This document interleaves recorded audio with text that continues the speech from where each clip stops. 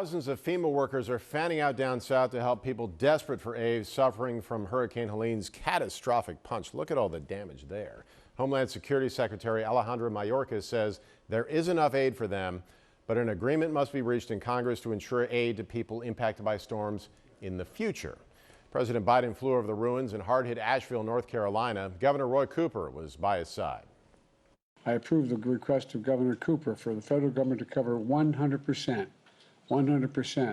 of all the costs for debris removal with this storm. Biden directed the Defense Department to deploy 1,000 active duty soldiers to bolster the delivery of aid to communities hit by Helene. More than 6,000 National Guard personnel from Pennsylvania, New Jersey, and 10 other states have also deployed to the region.